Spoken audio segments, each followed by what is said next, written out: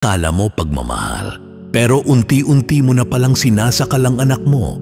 Hindi mo sinasadya, pero sa paraan ng pagdisiplina, pakikialam, o kahit sa mga sinasabi mo, napipilitan na lang silang sumunod, manahimik o magsinungaling.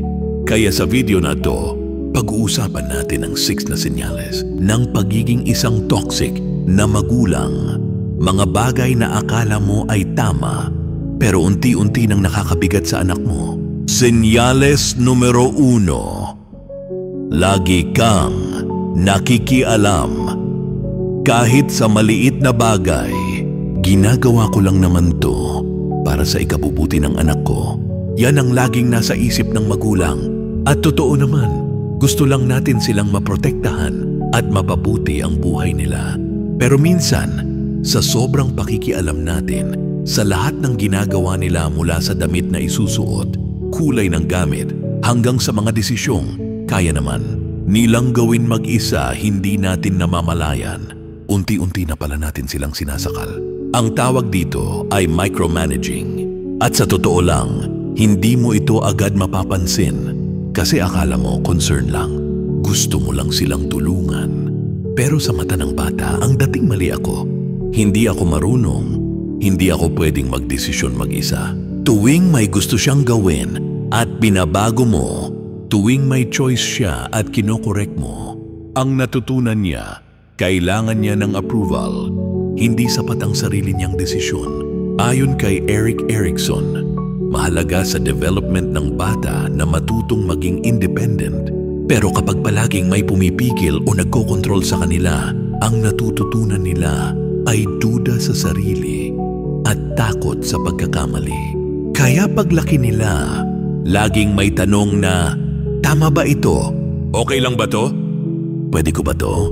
Hindi dahil wala silang pangarap, kundi dahil natakot silang magkamali.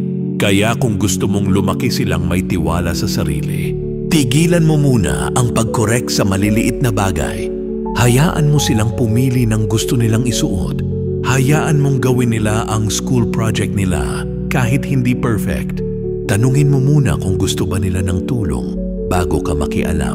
At kapag nagkamali sila, wag mo agad ayusin. Tanungin mo lang, anong natutunan mo? Hindi mo sila tinutulungan. Kapag lagi mong pinapalitan ang desisyon nila, ang tunay na pagmamahal ay may kasamang tiwala. Ang trabaho mo bilang magulang ay gabayan, hindi kontrolin.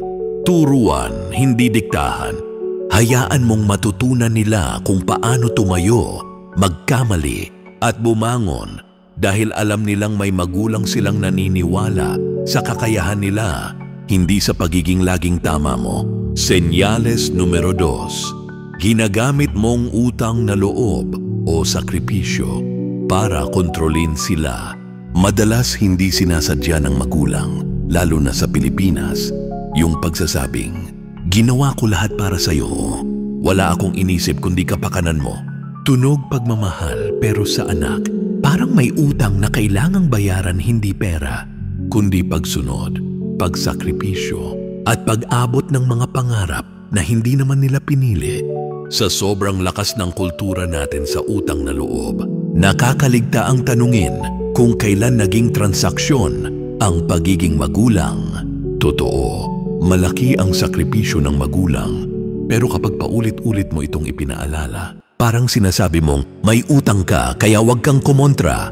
Ang pagmamahal na papalitan ng guilt at ang anak na tutong kimkimin ang nararamdaman para lang hindi ka madismaya. Tinatawag ito sa psychology na emotional manipulation through guilt. Ginagamit ang sakripisyo para kontrolin ang desisyon ng anak. Hindi ito laging halata. Minsan simpleng linya lang na may luha o buntong hininga, pero sapat na para maramdaman ng anak na hindi siya pwedeng sumuway.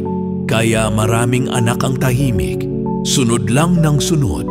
Hindi dahil wala silang gusto, kundi dahil ayaw nilang matawag na walang utang na loob. Pero ang kapalit, nawawala ang boses nila, ang identity nila, ang tiwala sa sarili. Sa studies, ang ganitong parenting style ay nauugnay sa anxiety, low self-esteem, at emotional suppression. Kasi imbes na suportahan, pinaramdam mong may dapat silang bayaran habang buhay. Anak mo sila, hindi utang. Hindi retirement plan, hindi trophy ng sakripisyo mo. Ang pagmamahal dapat ay regalo, hindi utang. Kaya kung pipigilan mo silang pumili ng buhay na gusto nila para lang masuklian ang effort mo, hindi yun pagmamahal kundi emotional debt. Kung gusto mong balikan ka ng anak mo, huwag mong singilin. Suportahan mo sila ng walang kapalit. Sabihin mong, pinili kong magsakripisyo kasi mahal kita. Hindi mo kailangan akong suklian. Basta sulitin mo ang buhay mo. Ang anak na lumaking may pagmamahal na walang hinihinging kapalit. Babalik sa magulang hindi dahil obligado, kundi dahil mahal din nila. Hindi mo kailangang ipaalala kung gaano ka nagsakripisyo. Iparamdam mo lang na mahal mo sila kahit hindi sila sumusunod sa gusto mo. Dahil ang tunay na pagmamahal, hindi naniningil, nagtitiwala, nagpapalaya. Senyales numero 3, hindi ka marunong makinig. Gusto mo lang sumagot. Minsan akala natin nakikinig tayo sa anak natin pero ang totoo, nag-aabang lang tayo ng pagkakataong sumagot. Itama sila or ipasok ang sarili nating kwento. Kapag nagsabi sila ng nararamdaman nila, madalas ang sagot agad natin ay, "Ako nga noon." O pagod ka? Ako nga walang pahinga. Hindi natin sila naintindihan na kipagkompetensya tayo. Kaya natututo silang manahimik, hindi dahil wala silang pakiramdam, kundi dahil paulit-ulit silang na-invalidate. Kapag laging sinasagot ng arte mo lang yan, o ang babaw mo, ang bata natutong hindi safe mag-open up. At kapag hindi sila nagsasalita, akala natin okay lang, pero baka hindi na tayo pinagkakatiwalaan. Sa psychology, ito ang emotional invalidation, yung pinaparamdam mong mali ang emosyon nila at ang epekto, lumalaki silang takot magsalita or sobrang expressive kasi wala silang outlet. Halimbawa, pag sinabi ng anak mo na naiinggit siya sa classmates niya, huwag mong sabihing, "Di wag ka mainggit." Mas maganda kung sasabihin mong, "Okay lang na ma-feel mo yan. Gusto mo pag-usapan natin?" Hindi mo kailangang i-fix agad. Minsan gusto lang nila ng kausap. Hindi laging solusyon ang kailangan. Minsan presence lang. Ikwento mo lang, "Nakikinig ako." Yun lang sapat na. Ayon sa research, ang batang naririnig at nauunawaan ay mas may emotional strength, self-esteem, at healthy relationships. Kaya tanong, nakikinig ka ba talaga? O gusto mo lang may masabing sagot? Kung gusto mong mag-open up sila, hayaan mo silang magsalita. Huwag mong i-compare. Huwag mong gawing competition ang pagod. Huwag mong gawing aral agad ang bawat kwento. Hindi lahat ng sinabi nila kailangang sagutin, sermonan, o palitan ng noong panahon namin. Minsan, kailangan mo lang tahimik na makinig. Kasi kapag natuto kang makinig, mas gugustuhin nilang sabihin sa iyo ang totoo.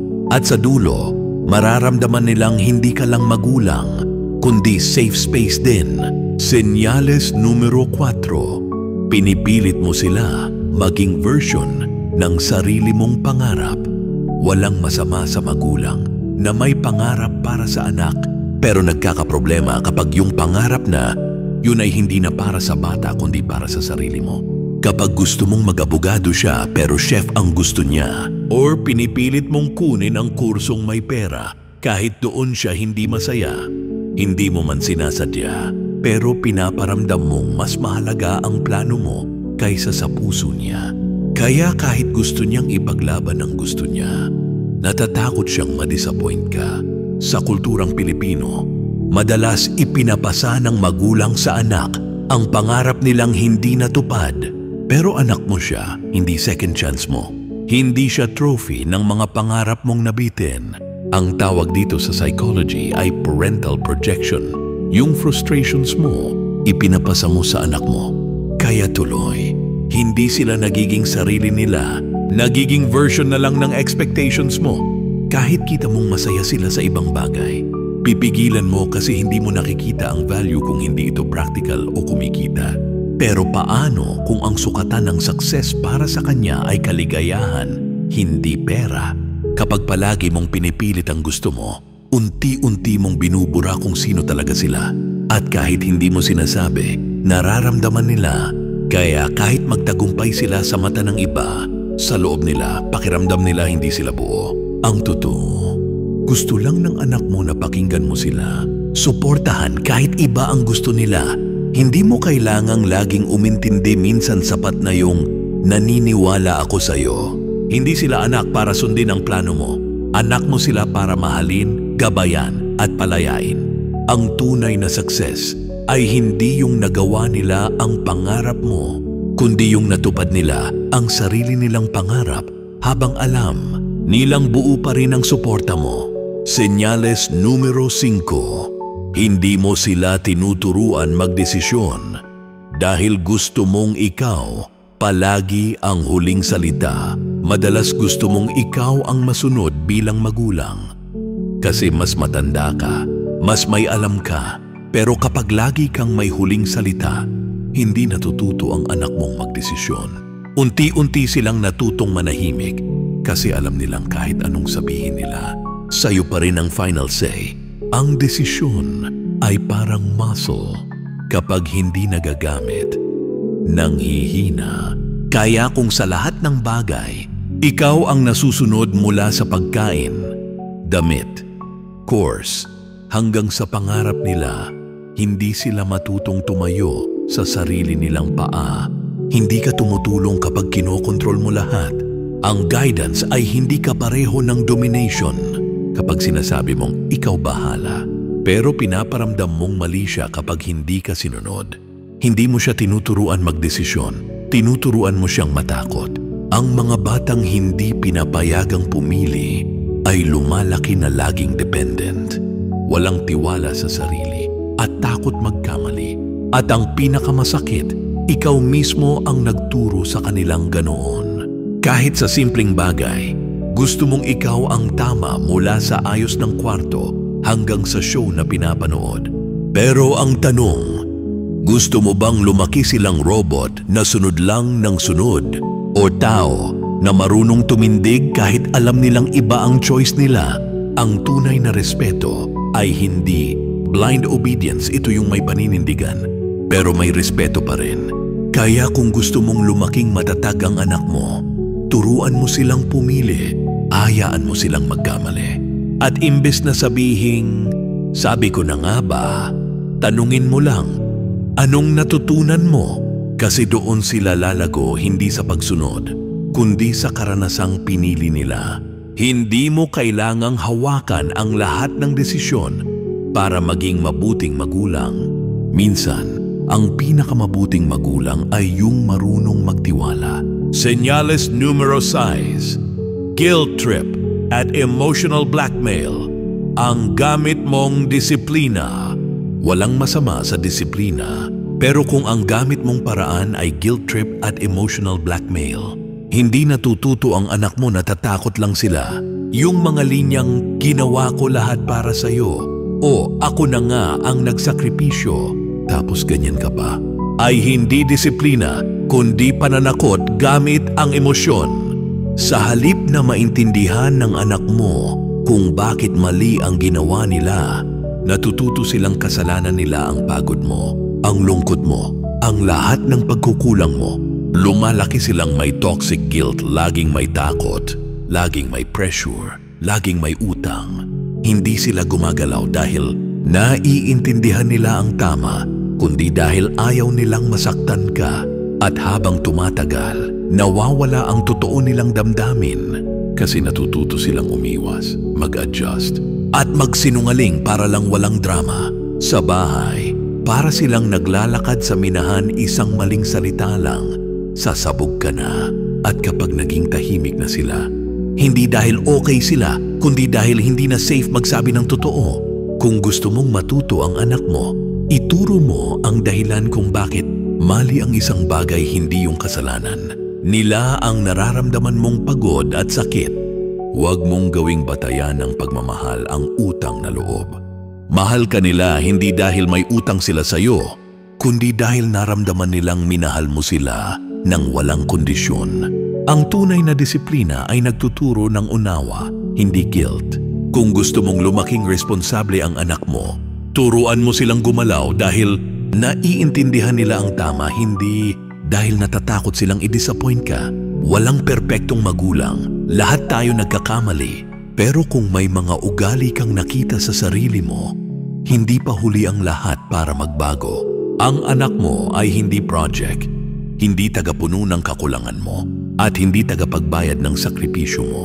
Anak mo sila, at ang kailangan nila ay pagmamahal na hindi nakakasakal. Kung gusto mong lumapit sila sa'yo, turuan mo silang huminga, hindi matakot. Sa dulo, ang tunay na magulang ay hindi sinusunod lang, minamahal ito pabalik ng kusa.